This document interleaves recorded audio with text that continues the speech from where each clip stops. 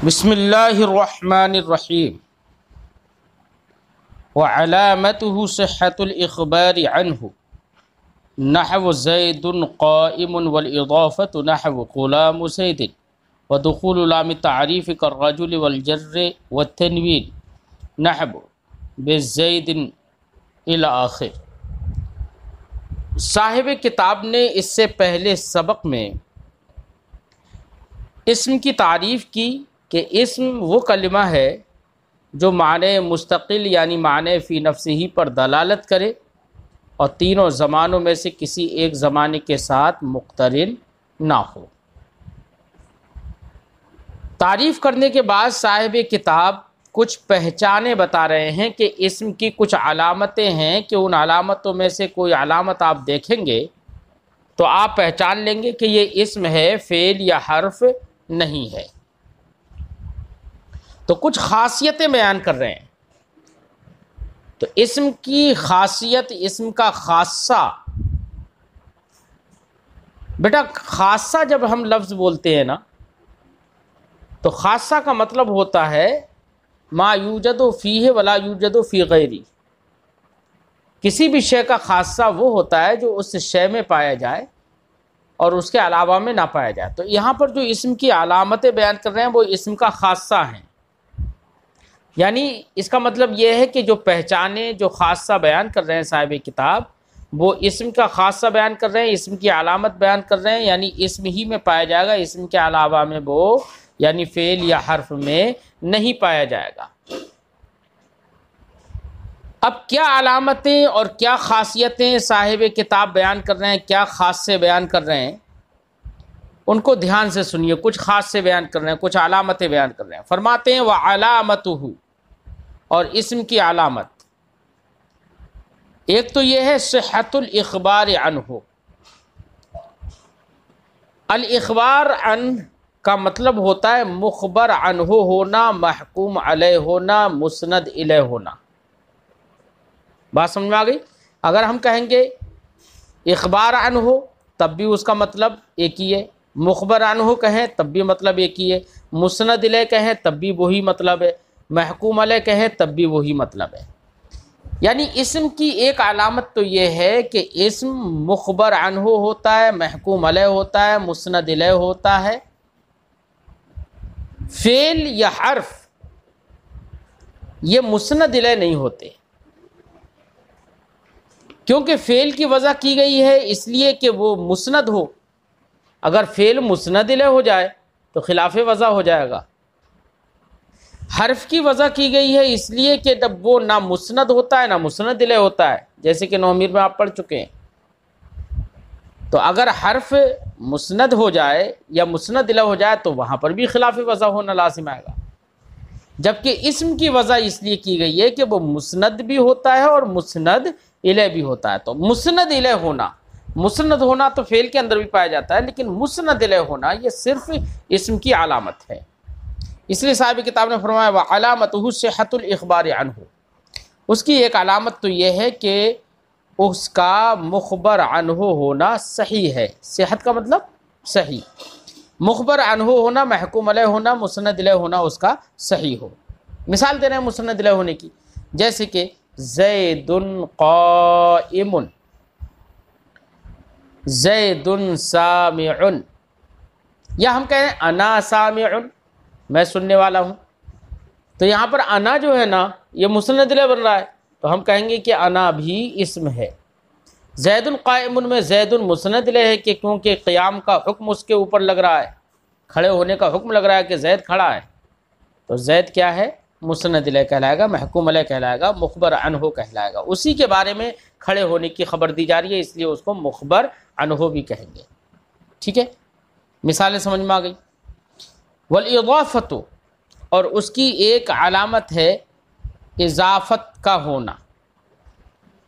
اضافت کا ہونا یہ اسم کا خاصہ ہے، فعل یا حرف میں نہیں پایا جاتا۔ کیوں؟ اس لیے کہ بیٹا اضافت کرنے کے دو مقصد ہوتے ہیں۔ اضافت دو چیزوں کا فائدہ دیتی ہے، کبھی تو اضافت تعریف کا فائدہ دیتی ہے، کبھی اضافت تخفیف کا فائدہ دیتی ہے۔ چاہے تعریف ہو یا تخفیف ہو، یعنی تعین ہو یا تخفیف ہو۔ تعین ہونے کا مطلب یہ ہے کہ متعین کرنا، ہو متعین کرنا بیٹا اسم ہی کے اندر پایا جاتا ہے۔ تخفیف کا مطلب ہوتا ہے کہ اس کے ابہام کو دور کرنا، تو پہلے ابہام ہو تو ابہام ہو جاتا، ابہام ختم ہوتا ہے، اور یہ ابہام کا ہونا یا ابہام کا ختم ہونا یہ کس کے اندر ہوتا ہے؟ یہ اسم ہی کے اندر ہوتا ہے۔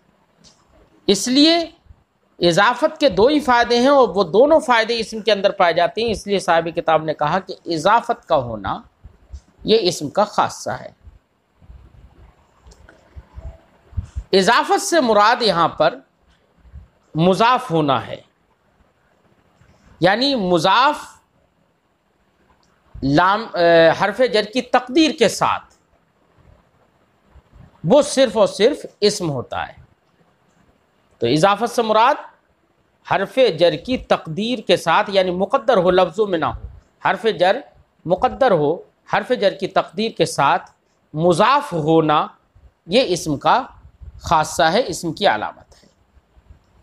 حرف جر کی تقدیر میں نے اس لیے کہہ دیا کیونکہ حرف جر لفظاً اگر ہو تو حرف جر لفظی کے ساتھ تو فعل بھی مضاف ہو جاتا ہے، جیسے کہ نحوی لوگ کہتے ہیں کہ مررت بزید،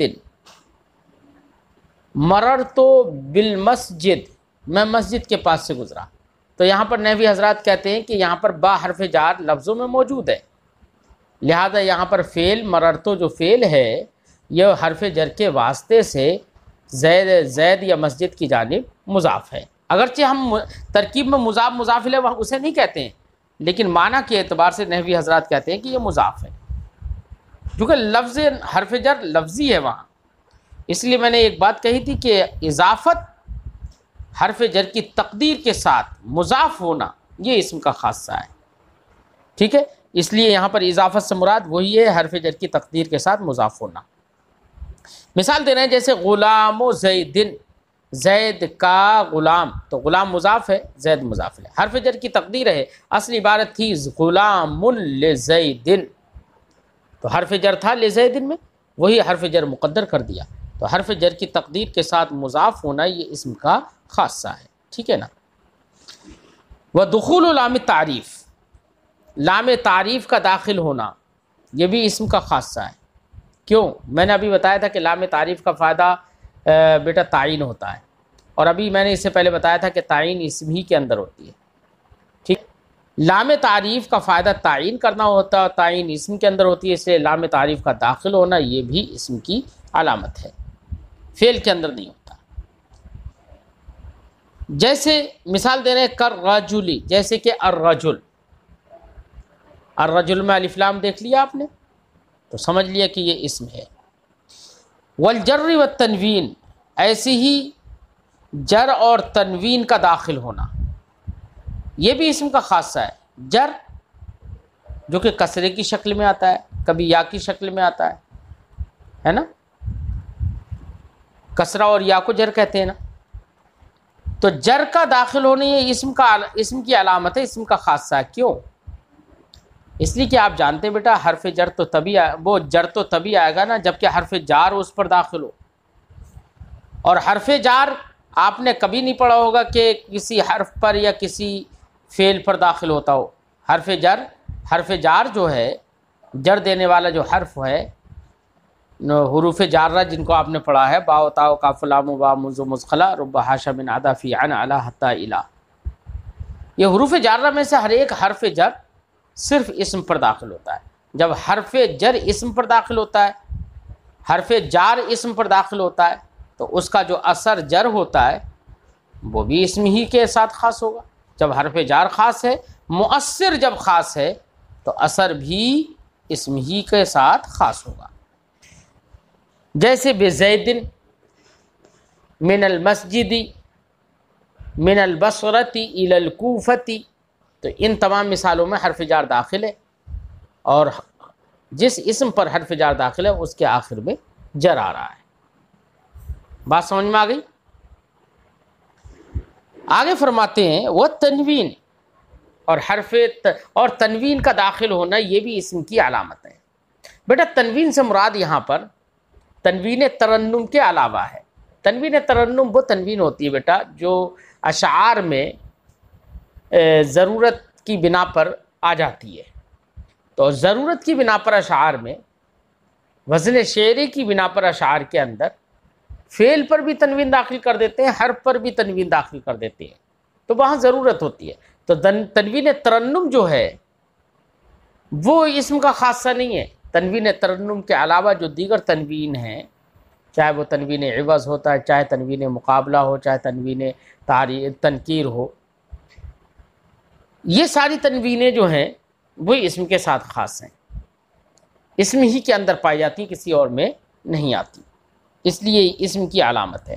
جیسے مثال دے رہے ہیں بے زیدن، تو با کا داخل ہونا یہ بھی اسم کا خاصہ ہے، با داخل ہوا بے زیدن میں تو اس پر جر آیا تو جر بھی اسم کا خاصہ ہو گیا، اور زیدن میں دال پر تنوین آئی یہ بھی اسم کا خاصہ ہے، دونوں کی مثالیں ہو گئی۔ اور فرماتے ہیں والتثنیۃ والجمع، ایسی تثنیہ ہونا اور جمع ہونا یہ بھی اسم کی علامت ہے، تثنیہ ہونا اور جمع ہونا، کیونکہ بیٹا ایک ہونا، دو ہونا، تین ہونا، چار ہونا یہ تو ان چیزوں میں پایا جاتا ہے جو کہ جسمانی ہوں یا عددی ہوں، اور فعل ایک معنی پر دلالت کرتا ہے، اور وہ معنی کوئی عددی نہیں ہوتا ہے، اس لیے جمع ہونا اور تثنیہ ہونا یہ اسم ہی کا خاصہ ہے۔ اب آپ کہیں گے کہ ہم نے تو فعل کو بھی دیکھا ہے، جیسے ضرب، ضرب، ضربوا ہے نا، یضرب، یضربان، یضربون، تو یہاں پر تو فعل تثنیہ و جمع ہو رہا ہے۔ تو میں اس کا جواب دوں گا بیٹا، ہم نے کہا ضرب، ضرب تثنیہ کا صیغہ ہے نا، تو ضرب اس کا معنی کیا ہوا؟ ان دو مردوں نے مارا، تو دو کون ہوئے؟ مارنا دو ہوئے یا ایک مارنے والے دو ہوئے؟ مارنے والے ان دو مردوں نے مارا، اور جو مرد ہوں گے نا، جو مارنے والے ہوں گے وہ تو اسم ہی ہوں گے نا، وہ فعل نہیں ہوں گے، اس لیے حقیقت میں یہاں پر بھی اسم ہی تثنیہ ہے، اگرچہ کہہ دیا جاتا ہے کہ فعل کا صیغہ صیغہ تثنیہ کہہ دیا جاتا ہے، لیکن حقیقت میں وہاں پر بھی اسم ہی تثنیہ اور جمع ہے۔ ٹھیک ہے، فرماتے ہیں تثنیہ اور جمع کا ہونا، جیسے تثنیہ کی مثال جیسے رجلانی ہے نا، جمع کی مثال جیسے رجال، مسلمون، جمع سالم، جمع تکسیر کی مثالیں ہو گئیں۔ والنعت، ایسے ہی ایک اس کی علامت ہے نعت ہونا۔ نعت کا مطلب صفت بننا، کیا بننا؟ صفت بننا، اور تو صفت بننا یہ بھی اسم کی خاصیت ہے۔ اب آپ کہیں گے کہ کبھی کبھی تو ہم دیکھتے ہیں کہ فعل بھی صفت بن جاتا ہے، مثال کے طور پر کبھی اسم کے بعد پورا جملہ آ جائے، جملہ فعلیہ، تو اسم نکرہ کے بعد جملہ فعلیہ آ جائے تو وہ فعل جملہ فعلیہ جو ہے پورا صفت بن جاتا ہے۔ جیسے ہم نے کہا جاءنی رجل یضرب زیدا، میرے پاس ایسا آدمی آیا جو زید کو مارتا ہے، تو جاءنی رجل، رجل نکرہ ہے، اس کے بعد یضرب زیدا، تو یضرب یہ پورا فعل آ گیا، اور یہ کہا جاتا ہے کہ یہ پورا جملہ مل ملا کر صفت ہے۔ ٹھیک ہے، لیکن بیٹا یہ جملہ جو صفت ہے نا، یہ مفرد کی تعویل میں ہو کر صفت ہوتا ہے، جو فعل ہوتا ہے صفت بنتا ہے، جو فعل صفت بنتا ہے وہ بتاویل مفرد ہو کر صفت بنتا ہے، اور صاحب کتاب نے جو یہ کہا ہے کہ اسم کی خاصیت، اسم کی علامت نعت ہے، یہ نعت سے مراد وہ نعت ہے جو کہ تعویلی نہ ہو۔ بات سمجھ میں آئی؟ بلکہ صراحتاً جو صفت بنتا ہو، جیسے ہم نے کہا زید العالم، تو العالم یہ زید کی صفت ہے براہ راست، یہ مفرد کی تعویل میں ہو کر صفت نہیں ہے۔ یہاں پر صاحب کتاب کی یہی مراد ہے۔ فرماتے والنعت، اور صفت ہونا یہ اسم کا خاصہ ہے، اسم کی علامت ہے۔ والتصغیر والنداء، ایسے تصغیر مصغر ہونا یہ بھی اسم کی علامت ہے۔ کیوں مصغر ہونا اسم کی علامت کیوں ہے؟ اس لیے کہ آپ نے آج تک کہیں پر نہیں پڑھا ہوگا، نہ کہیں پڑھیں گے کہ کہیں پر کوئی فعل یا کوئی حرف مصغر بنا ہو، اس کی تصغیر لائی گئی ہو۔ حرف و فعل کے اندر تصغیر لانے کی صلاحیت ہی نہیں ہوتی ہے۔ جب صلاحیت ہی نہیں ہوتی ہے تو بچہ کون ہے؟ اسم ہی مصغر ہوتا ہے۔ اسم کے کہیں پر بھی اگر مصغر دیکھیں، تصغیر دیکھیں، تو سمجھ لیجئے کہ وہ اسم ہے۔ جیسے قریش ہے نا، ایسی یا نسبتی کا ہونا، جیسے بغدادی، یہ بھی اسم کی علامت ہے۔ والندا، ایسے ہی ندا بھی اسم کی علامت ہے۔ ندا سے مراد بیٹا منادہ ہونا ہے۔ کیا ہے ندا سے مراد؟ منادہ ہونا۔ اب منادہ جو ہوگا، منادہ اسے کہتے ہیں جس کی توجہ اپنی طرف مبذول کرانا مقصد ہو حرف ندا کے ذریعے سے۔ تو جس کی توجہ اپنی طرف مبذول کریں گے وہ تو فعل نہیں ہو سکتا، وہ اسم ہی ہوگا، توجہ والا ہوگا۔ فعل کیا؟ فعل تو ایک معنی ہے، اس میں کہاں توجہ ہوتی ہے؟ ٹھیک ہے نا؟ تو ندا، یہ بھی ندا سے مراد منادہ ہونا، یہ بھی اسم کی علامت ہے۔ فرماتے ہیں صاحب کتاب فَإِنَّ كُلَّ هَذِهِ خَوَاصُ الْاسْم، یہ جتنی ہم نے علامتیں بتائیں یہ سب کے سب اسم کے خواص ہیں۔ خاصہ کی جمع خواص، اسم کے خاصے ہیں یہ۔ اور میں نے بتایا کہ کسی شے کا خاصہ وہ ہوتا ہے جو اسی میں پایا جائے، غیر میں نہ پایا جائے، لہذا ان علامتوں کو اسم کا خاصہ بتا رہے ہیں صاحب کتاب۔ اس کا مطلب یہ ہے کہ یہ علامتیں اسم میں پائی جائیں گی، اسم کے علاوہ میں نہیں پائی جائیں گی۔ فرماتے فَإِنَّ كُلَّ هَذِهِ خَوَاصُ الْاسْم، تو بے شک یہ سب کے سب اسم کے خواص ہیں، اسم کے خاصے ہیں۔ اب ماقبل میں صاحب کتاب نے بتایا تھا کہ اخبار عنہ ہونا، اخبار عنہ کا صحیح ہونا، یہ اسم کا خاصہ ہے، اسم کی علامت ہے۔ تو صاحب کتاب بتاتے ہیں کہ اخبار عنہ کا مطلب کیا ہے۔ تو ہم نے آپ کو بتا دیا کہ اخبار عنہ کا مطلب ہوتا ہے جس کے بارے میں خبر دی جائے، خبر دینا، کسی کے بارے میں خبر دینا۔ اور جس کے بارے میں خبر دی جائے گی بیٹا وہ مخبر عنہ کہلائے گا، اور جس کے بارے میں خبر دی جائے گی اسی کو بیٹا مسند علیہ یا محکوم علیہ کہتے ہیں۔ خبر دینا کہو یا حکم لگانا کہو۔ حکم لگانا کہیں گے تو محکوم علیہ، خبر دینا کہیں تو مخبر عن، ہے نا، اس کے لیے کسی شے کا ثبوت کیا جا رہا ہے یہ کہیں تو وہی مسند علیہ، سب ایک ہی بات ہے۔ فرماتے وہ معنی الاخبار عن، اخبار عنہ کا مطلب ہے ان یکون محکوما علیہ، کہ اسم محکوم علیہ ہو۔ محکوم علیہ ہونا یہی اخبار عنہ کا مطلب ہے۔ اب محکوم علیہ اسم کیوں ہوتا ہے؟ تو بیٹا اسم یا تو کہیں پر فاعل بنے گا، یا کہیں جملہ اسمیہ ہے تو اسم مبتدا بن جاتا ہے، جملہ فعلیہ ہے تو اسم وہاں پر فاعل بن جاتا ہے، اور جملہ فعلیہ مجہول ہو، فعل مجہول ہو تو وہاں پر جو نائب فاعل ہوتا ہے نا وہی اسم ہوتا ہے، وہی محکوم علیہ کہلاتا ہے۔ تو وہی محکوم علیہ ہونے کی صورت بتا رہے ہیں۔ فرماتے ہیں کہ اخبار عنہ کا مطلب یہ ہے کہ محکوم علیہ ہو۔ محکوم علیہ کیوں ہوگا وہ؟ لکونہ فاعلا، کیونکہ وہ فاعل ہوتا ہے، اور مفعولا، مفعولا سے مراد مفعول ما لم یسمى فاعلہ، ٹھیک ہے، یعنی نائب فاعل، یا مفعول ما لم یسمى فاعلہ ہوتا ہے، اور مبتدا یا مبتدا ہوتا ہے نا۔ تو اگر ان میں سے کوئی ہوگا تو سمجھ لینا کہ وہ مخبر عنہ ہے، محکوم علیہ ہے، اور جب محکوم علیہ ہے تو وہ اسم ہوگا، فعل نہیں ہوگا۔ وَيُسَمَّى اسْمًا لِسُمُوِّهِ عَلَى قَسِمَيْنِ، اب صاحب کتاب ایک اختلاف کی طرف اشارہ کر رہے ہیں۔ آپ کو بیٹا جان لینا چاہیے کہ اسم یہ کس سے ماخوذ ہے۔ تو بصری حضرات نے تو، اہل بصرہ کے جو علماء نو ہیں انہوں نے تو یہ کہا کہ یہ اسم یہ سمون سے ماخوذ ہے، اور سمون کا معنی ہوتا ہے بلندی، ٹھیک ہے۔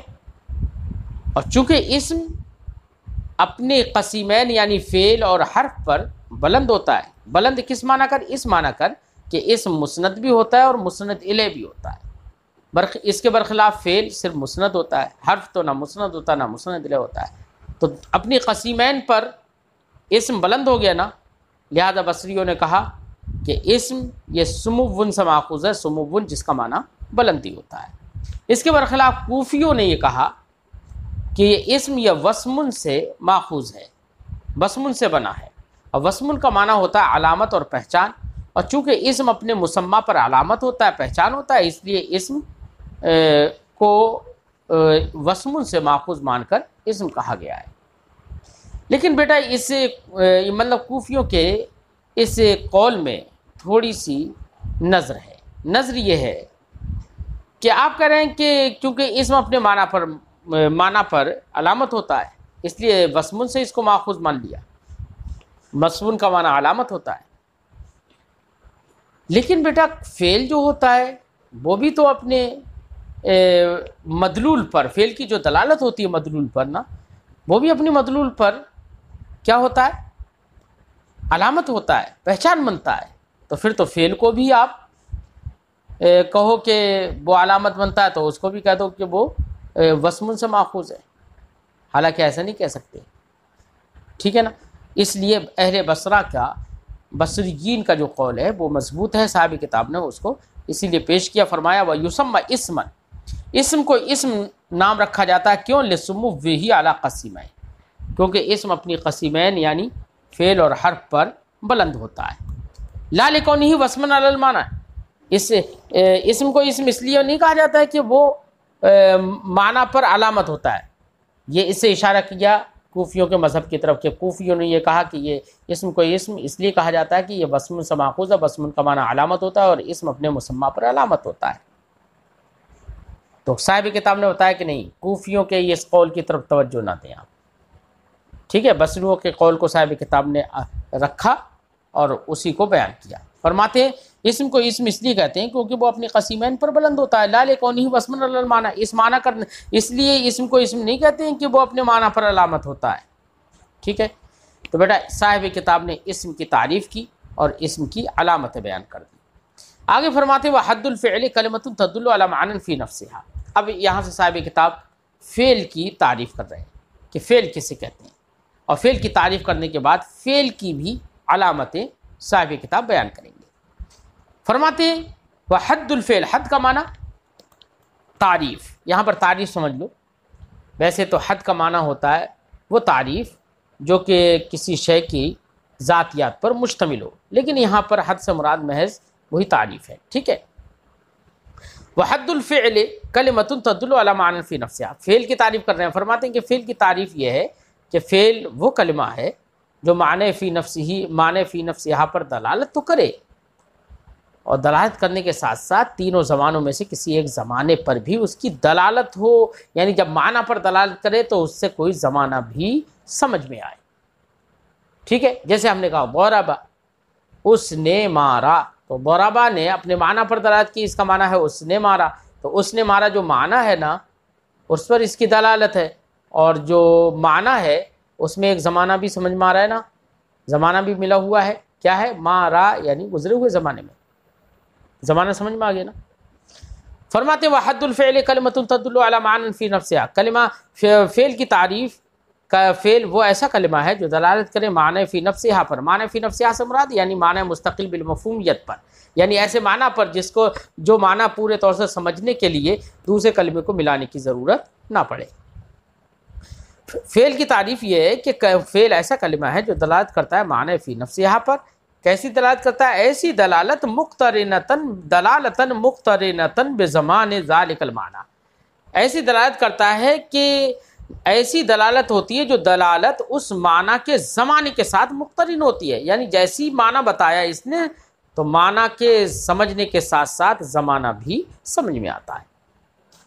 جیسے ہم نے ابھی مثال دی تھی، مثال صاحب کتاب دے رہے ہیں جیسے کہ ضرب یضرب یضرب، ضرب اس نے مارا، گزرا ہوا زمانہ سمجھ میں آ گیا نا، معنی مستقل پر بھی دلالت ہو گئی، گزرا ہوا زمانہ بھی سمجھ میں آ گیا۔ یضرب وہ مارتا ہے، تو یہاں پر حال کا زمانہ سمجھ میں آ جائے گا۔ یضرب تو مار، تو یہاں پر ظاہر بات ہے مارنے کا طلب کیا جا رہا ہے مستقبل کے زمانے میں، تو یہاں پر مستقبل کا زمانہ سمجھ میں آ گیا، ٹھیک ہے نا۔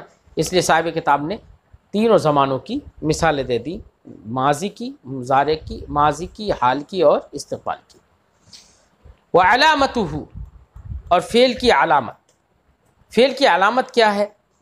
تو صاحب کتاب فرماتے ہیں وعلامتہ، اس کی فعل کی علامت یہ ان یصح الاخبار بہ لا عنہ، فعل کی علامت یہ ہے کہ وہ اس کا اخبار بھی ہونا صحیح ہے، اخبار عنہ نہیں۔ اخبار بھی کا مطلب مخبر بھی کہہ لو، جس کی خبر دی جا رہی ہے نا، یا مسند بھی کہہ لو، جس کی اسناد کی جا رہی ہے، یا محکوم بھی کہہ سکتے ہو۔ تو محکوم بھی ہونا یا مسند بھی ہونا یا مخبر بھی ہونا، تینوں کا مطلب ایک ہی ہے، یعنی محکوم بھی ہونا بتائیں گے۔ تو محکوم بھی ہونا یہ اسم کا وہ فعل کا خاصہ ہے، کیوں؟ اس لیے کہ فعل کی وضع ہی ہوئی ہے مسند ہونے کے لیے، ٹھیک ہے۔ فرماتے ہیں علامت اس کی علامت یہ ان یصح الاخبار به لا عنہ، کہ فعل کے ذریعے سے خبر دینا صحیح ہو، اخبار بھی ہونا صحیح ہو، یہ اخبار بھی کا مطلب محکوم بھی ہونا صحیح ہو، نہ کہ محکوم علیہ، لا عنہ یعنی مخبر عنہ نہیں، ٹھیک ہے۔ ایک تو علامت یہ بتا دی، مثال دیں ہم آپ کو، جیسے ہم نے کہا یضرب زید، زید مارتا ہے، تو زید مارتا ہے بیٹا، یضرب یہ مسند ہو گیا، مسند بھی بن گیا، اور زید چونکہ فاعل ہے تو وہ مسند الیہ ہوگا، ٹھیک ہے۔ اس لیے یہ مسند کی مثال ہو گئی کہ فعل یہاں پر مسند ہے، یا اسی کو محکوم بھی کہہ سکتے ہیں۔ دوسری علامت بتا رہے ہیں، فرماتے ہیں وَدُخُولُ قَدْ وَالسِّينِ وَسَوْفَ وَالْجَزْمِ، قد حرف قد کا داخل ہونا، سین کا داخل ہونا، سوفا کا داخل ہونا اور جزم کا آنا، یہ چاروں کے چاروں بھی فعل کی علامت ہے۔ کبھی بھی قد یا سین جو کہ مستقبل کے معنی کے لیے ہوتا ہے، جیسے کہ سیقبل زید، ان قریب زید آ جائے گا، ٹھیک ہے، تو یہاں پر سین داخل کر دی۔ سوفا یضرب زید، ان قریب زید پٹائی لگائے گا۔ تو سین اور سوفا میں فرق یہ ہے بیٹا کہ سین سے تھوڑا سا زمانہ سمجھ میں آتا ہے کہ مستقبل کے تھوڑے سے زمانے میں ایسا ہوگا، اور صوفہ عام ہے، یعنی اس سے دور کا زمانہ بھی سمجھ میں آتا ہے، لہذا ہم کہیں گے صوفہ آکلو، ان قریب میں کھاؤں گا، یہ معنی ہو جائے گا۔ سآکلو سین سے، اور صوفہ ہم کہیں تو معنی ہوگا میں کھاؤں گا، اب کتنے دیر کے بعد کھاؤں گا یہ نہیں پتہ چلے گا، ٹھیک ہے نا۔ تو کم وقت پر دلالت کرنے کے لیے سین آ جاتا ہے، اور زیادہ پر صوفہ۔ فرماتے ہیں قد کا داخل ہونا، سین کا داخل ہونا، صوفہ کا داخل ہونا، ایسے جزم کا ہونا، بیٹا علی حروف جازمہ داخل ہوتے ہیں تبھی تو جزم آتا ہے، اور حروف جازمہ سے فعل پر داخل ہوتے ہیں، آپ نے پڑھا ہے، اس لیے جزم ہونا یہ بھی علامت کس کی ہے؟ فعل کی ہے، جزم ہونا۔ فرماتے ہیں والتصریف الی الماضی والمضارع، ایسی ماضی مضارع کی طرف گردان ہونا، یہ بھی فعل کی علامت ہے، کیوں؟ اس لیے کہ گردانیں اسم کی ہوتی ہی نہیں ہے۔ وَقَوْنُهُ أَمْرًا وَنَهْيًا، ایسی ہی فعل کی علامت یہ ہے کہ اس کا امر و نہیں ہونا، امر ہو کہیں پر حکم دیا جا رہا ہو تب بھی آپ سمجھ لیجئے کہ یہ فعل ہے نا، اور یا نہیں کی جا رہی ہو یعنی روکا جا رہا ہو کسی کام سے تو سمجھ لینا کہ یہ بھی فعل ہے، ٹھیک ہے۔ تو امر و نہیں ہونا، جیسے ہم نے کہا اضرب، ہم نے کہا کل تو کھا، اور ہم نے کہا لا تکل تو مت کھا، ٹھیک ہے۔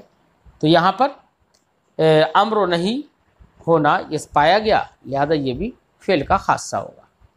واتصال الضمائر البارزہ المرفوعہ، ایسی ضمائر بارزہ، ضمائر ظاہرہ جو لفظوں میں لکھی ہوتی ہیں، ضمائر بارزہ مرفوعہ کا متصل ہونا، ضمائر بارزہ مرفوعہ یعنی مرفوع ضمیر بارز کا متصل ہونا۔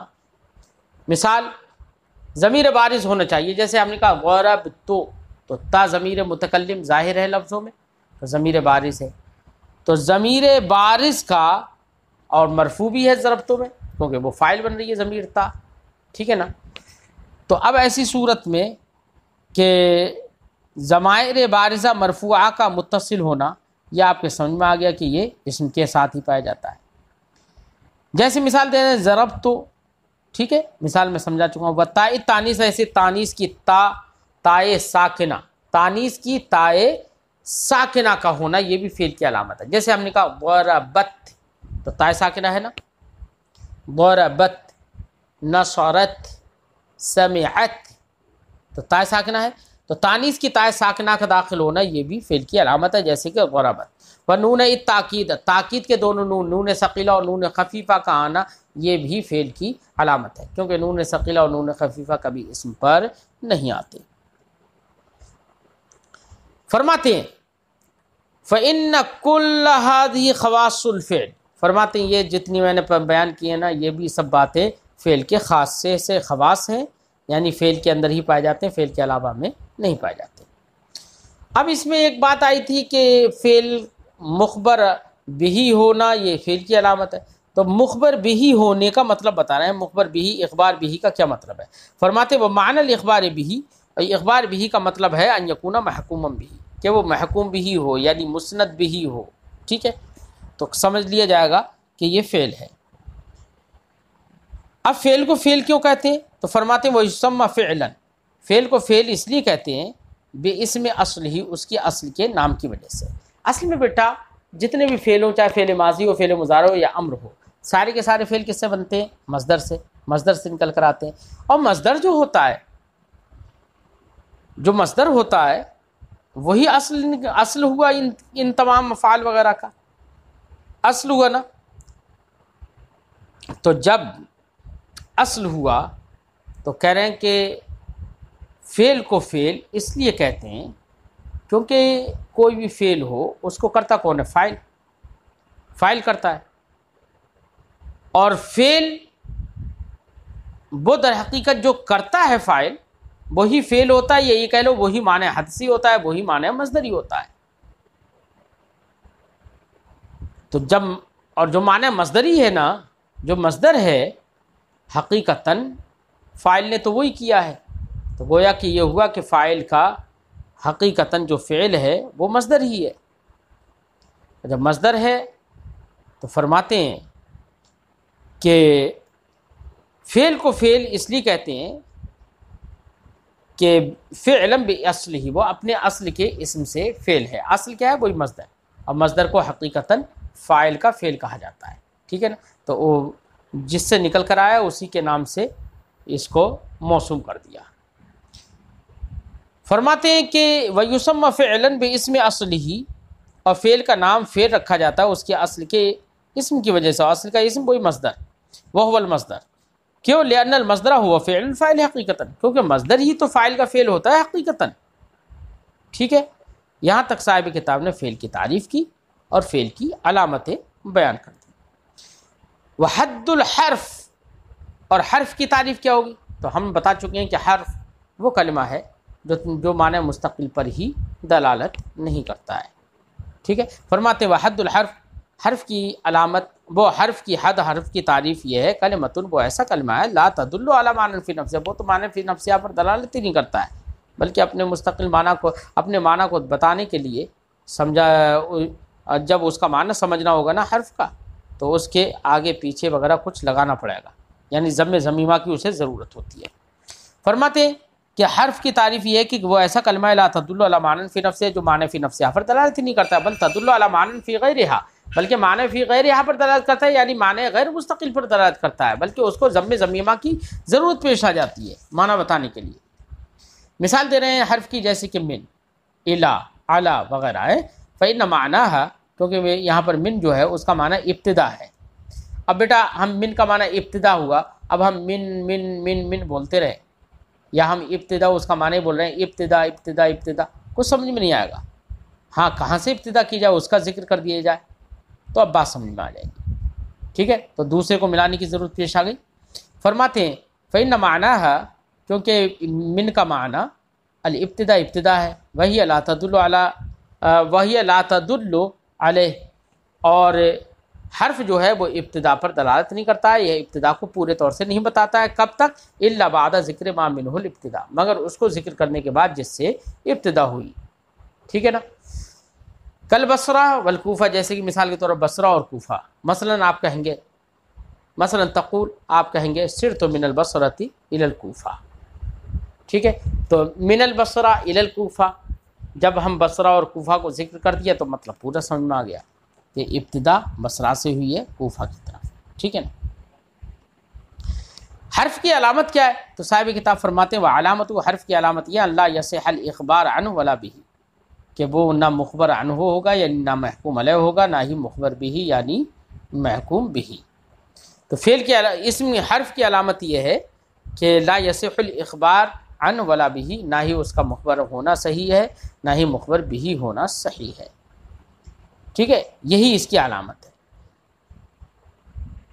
اور اس کی ایک پہچان حرف کی یہ بھی ہے، ایک علامت یہ بھی ہے اللہ یقبل علامات الاسم و علامات الفعل، کہ حرف یہ نہ ہی اس کے اندر علامات فعل پائی جاتی ہیں نہ ہی علامات اسم پائی جاتی ہیں۔